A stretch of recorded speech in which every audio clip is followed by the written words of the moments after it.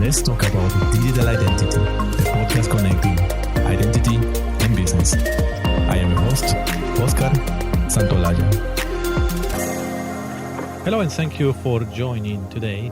Digital transformation is a term that we have been hearing and reading in the last recent years, but I would say has never been as important as today. That's why in this interview, we'll dig into that. And also, we like to hear about the role of identity in digital transformation. And for that, let me introduce you to today's guest. Jurgita Sarkovaite is Innovation and Strategy Manager at Neo Consulting. She is Professor of Digital Marketing and Digital Transformation courses at Pacifico Business School in Peru. Sarkovaite has more than 8 years of project management experience in digital strategy consulting, technology, and software development.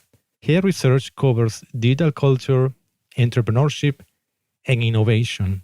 And she has a passion for education. Hi, Jurgita. Hi, Oscar. Nice to be here. I'm delighted to share this time with you.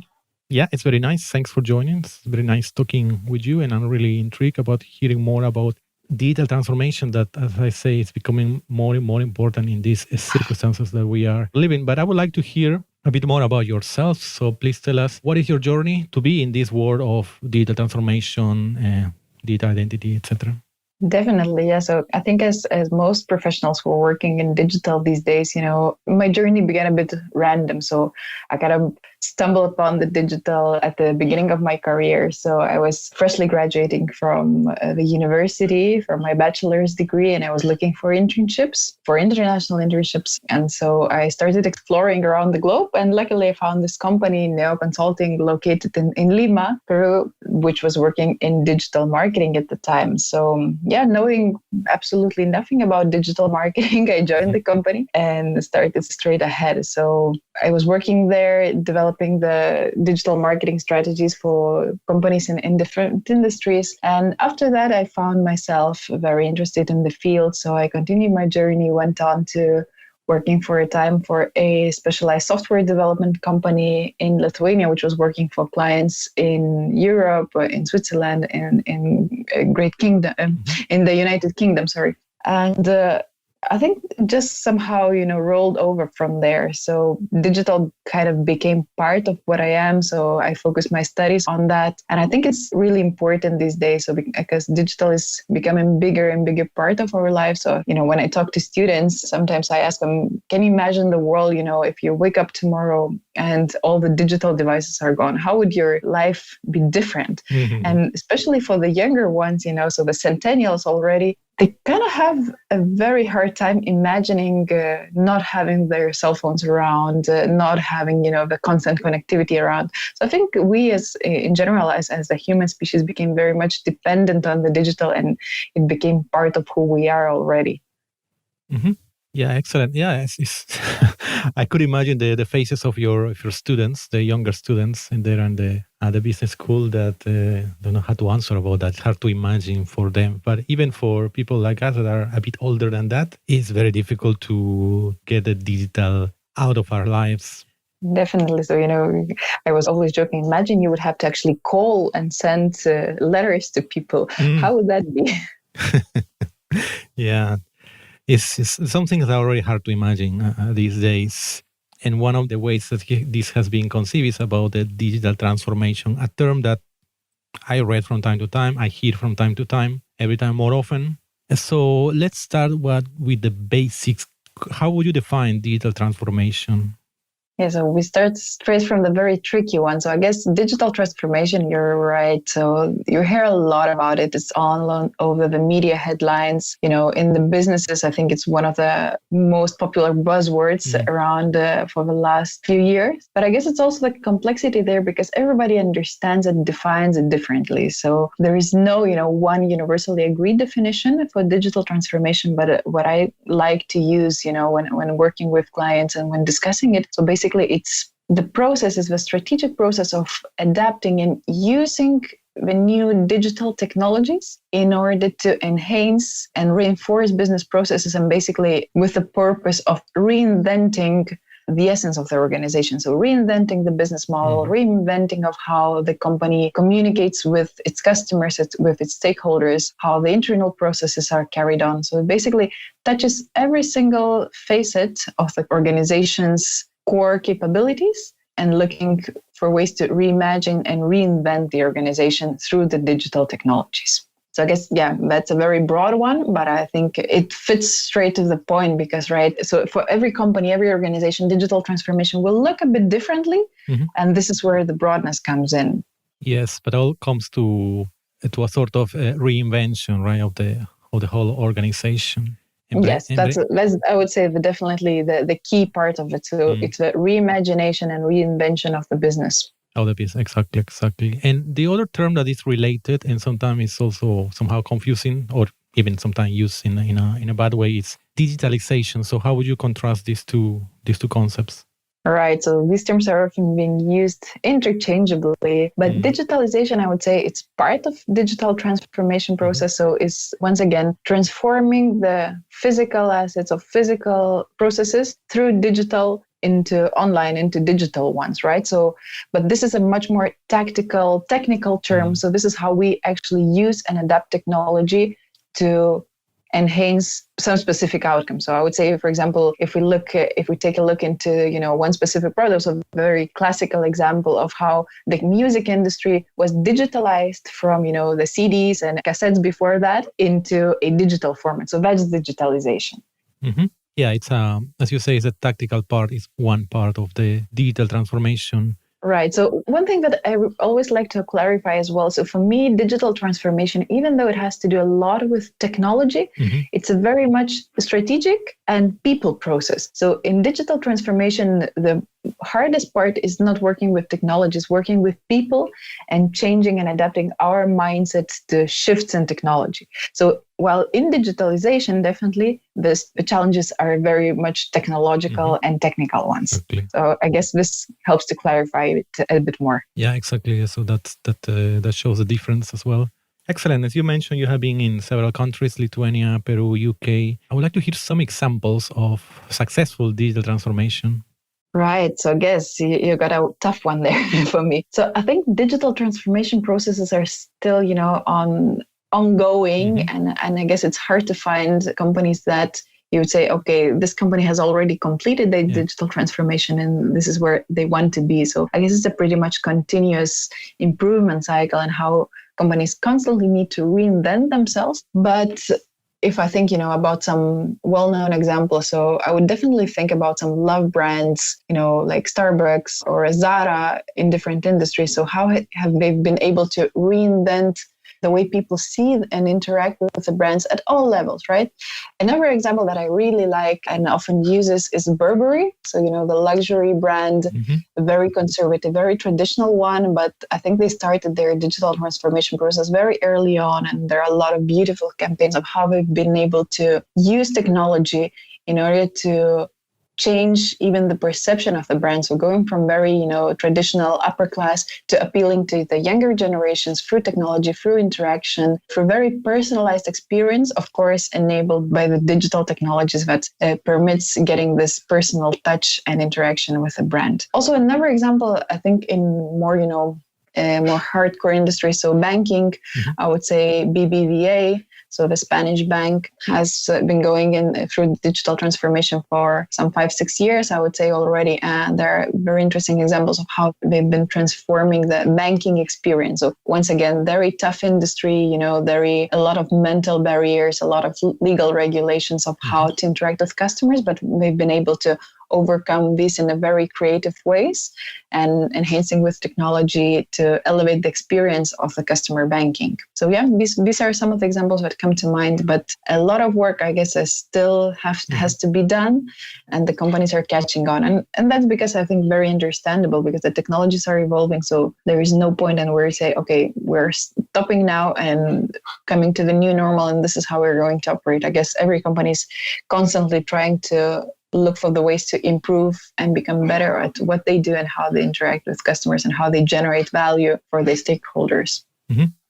Yes, as I can imagine, you said many companies who are already working into digital transformation, there are in progress, So they have seen some results, but still not a huge reinvention, but many are already working into that. Banking industry is a really good example because there is a big difference between doing everything paper or going to the agency and doing everything from your, let's say, from an app. In many places on the world, you can do nearly every single operation just with an app, and it's a huge difference in how you can serve your customers and be more efficient by at the same time, as you mentioned, complying with regulations that is very difficult in this kind of industries. Definitely. And I guess, in the last couple of months of this particular context of a lockdown in most parts of the world has really also demonstrated the companies which have been already advancing in this direction, and they've been able to provide a differentiated experience from the companies that are lagging behind in the process. Yeah, exactly. The ones who were more advanced in the transformation had reaped the benefits in this short time. That's true.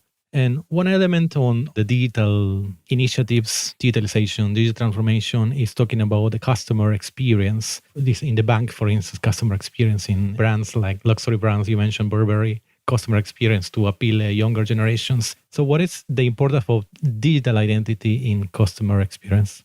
I think it's very important. It's essential, definitely, but I think it's such an integral part that, when working on the digital projects, we don't necessarily look at it at an individual level. So it's part of the construction of a digital experience, and you definitely want to include and be able to identify your customers through digital identity, while at the same time protecting their privacy and protecting their identity, right? So it's a double challenge because from the company's point of view, the companies are always looking for ways to be able to identify and interact with the people at personal level, right? Mm-hmm. So the more information the company has about its users, the better experience they can provide. But on the other hand, it comes with regulations and it comes with responsibilities, right? So if you have personally identifiable data of your customers at your disposition, so you have to act responsibly of how you use it and use it for the purposes that the customer has provided confidence for you to provide that information, right? So it's a tough challenge, but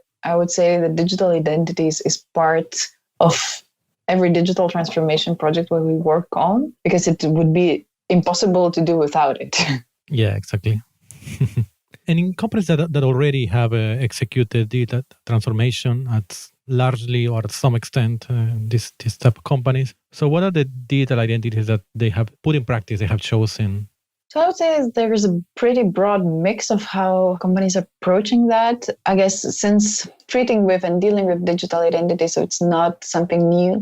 A lot of companies by legacy, they already have internal systems and internal databases in place where they actually like to pull the digital identity of the customers from their own point of view. So, creating a separate username and separate account for different systems. So that's much more, company-centric approach. Mm-hmm. On the other hand, as the companies move towards more customer-centric approach, they like to take advantage of the digital identities that are already available in the ecosystem, in the digital sphere, right? So then, using like social logins and using the identities created by the users for example, their email account. So, log in with Google, log in with Facebook, that sort of thing is getting more and more access to, and I would say becoming more popular because it provides the simplicity. It reduces, the workflows of reducing the number of clicks for the customer to finally reach the goal that they're trying to interacting with the company. So I would say it really depends on the situation. Once again, the security is one of the issues. So sometimes you can use a third-party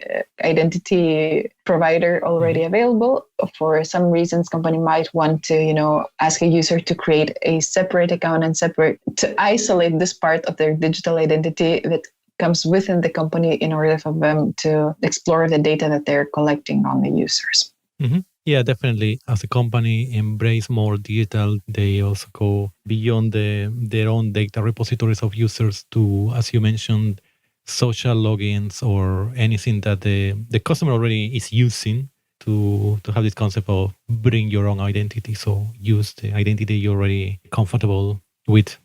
Imagine a project of digital transformation. So you have experience also from the development point of view, managing a project like this. Who is the person or who are the persons who has the biggest influence, to have the ultimate influence in choosing what is the data identity that is used for projects? I would say it's a collective decision most of the times, right? So usually the proposal comes from the development team or from the UX designers as they're offering, and designing the workflows for how the users will interact with the systems. And then that also comes in hand with internal protocols that the company is complying. So that normally the IT department is heavily involved in that. And in the cases more advanced or companies that are more mature in their data management strategy, then there might be a CDO or a CDTO involved in this decision. And then usually it comes down to collective decision going for the optimal, trade-off between, okay, so the depth of the information, the simplicity of the solution, and, the ability to collect and use the data that is already available there. So yeah, I wouldn't say there is one person or one role that usually defines it, but it rather comes from different perspectives, and then there's kind of negotiation and reaching an agreement on that.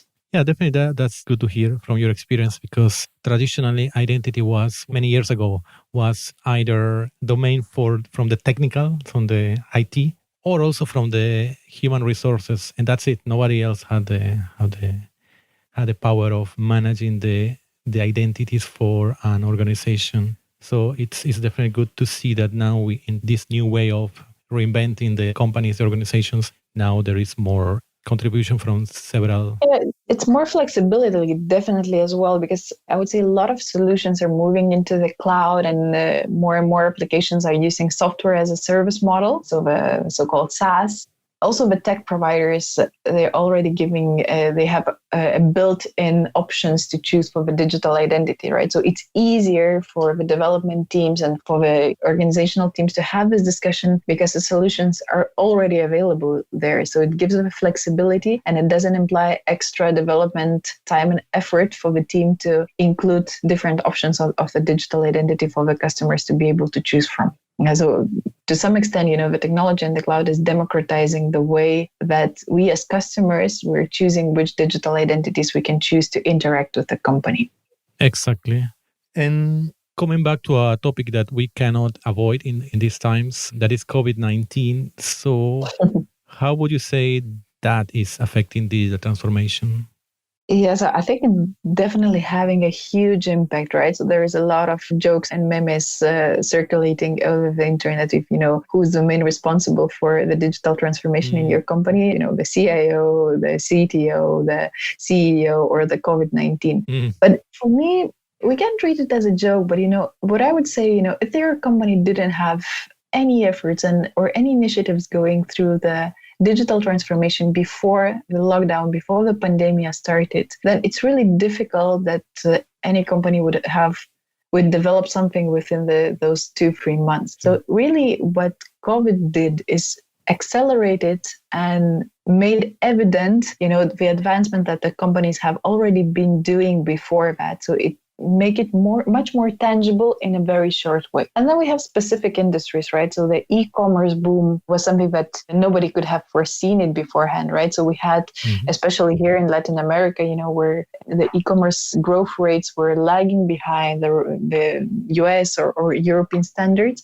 So we've seen evidence for, the 500% e-commerce growth month by month, and we reached the levels of what the analysts had foreseen for 2025 in 3 months, basically. But once again, so what COVID did is actually accelerated the things that companies have already been working on, or they obliged the companies to reprioritize their initiatives and their digital projects that they are having at hand. So the companies, once again, the ones who dealt with it strategically and had been planning ahead to execute different sorts of digital projects were much better prepared and were able to carry those on much faster, much more efficiently, and they were not as affected as companies in the current context. Exactly.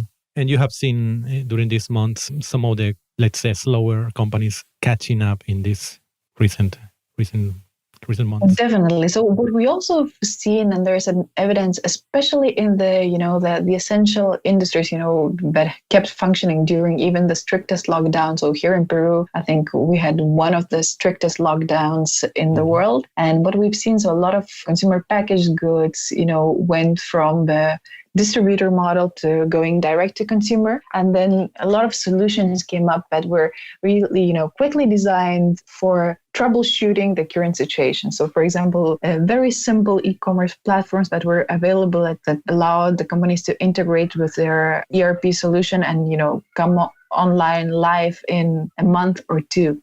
Mm-hmm. So I think that was something that the companies acted very fast, and it's a short-term fix and short-term solution that allowed them to operate very soon and not losing these essential revenues that they've been losing over the traditional lines of businesses. But then what we will see in the next months and probably next couple of years is the companies that had started and experimented with these troubleshooting solutions during the pandemic, they're actually starting to see the value of the digital channels and how they're performing and enhancing their business, and they will move towards making it more strategic, investing in more sophisticated solutions that will allow them to grow and really take advantage and reap the benefits of the digital channels. Yeah, so excellent that many companies were able to catch up and now are in the right direction to serve better their customers and also have better processes. Jurgita, now could you give us a practical advice, a tip for anybody how we can protect our digital identity? Of course. Yeah, so protecting digital identity, I think we often don't treat it as our responsibility, but it's definitely one of the things that we can do. So my first tip, always use your common sense and criteria, when logging into different systems. So always have a critical eye on the things that you're leaving your data and leaving your digital identity. And another probably very practical and very simple one, so use a strong password. You wouldn't imagine the number of times that we encounter data breaches because people choose very simple, 1, 2, 3, 4, 5, 6 type of passwords that are very easy to hack. And even though we're always tend to believe the best in the people, there are a lot of cyber threats lurking behind. So do the simple things that you can do to protect your digital identity, starting, from such a simple thing as using a strong password. Yeah, definitely. We are in these interviews, we have talking about many replacements from passwords, but passwords are going to stay at least for some time. So we have to use them well, strong passwords, and checking where we are putting our information in. That's definitely. So I would complement that, of course, using, the two-factor identification or other means, like fingerprints or more bionic means for the recognition are way to go. And, this is the future. But for the meantime, and, at the simplest of means that what we can do. So a strong password is definitely, the 101, the basic step that everyone is able and should be able to follow that. Well, thank you for that, Jurgita. And it was very interesting here about digital transformation and how it has been, transforming companies, reinventing, as you said, and what things are going to happen in the next months. Please let us know how people can follow you, get in touch with you. What are the best ways for that? Sure. So I'm delighted to continue chatting on this topic if everyone is interested. So you can find me on LinkedIn with Jurgita Sarkovaite, or also you can shoot me an email. So it's jurgita.sarkovaite@neoconsulting.ai. Excellent. Again, thanks a lot, Jurgita. It was a pleasure talking with you, and all the best. Thanks, Oscar. The pleasure is mine. Have a great day. Thanks for listening to this episode of Let's Talk About Digital Identity, produced by UBSecure. Stay up to date with episodes at ubsecure.com/podcast or join us on Twitter @ubsecure and use the hashtag LTADI. Until next time,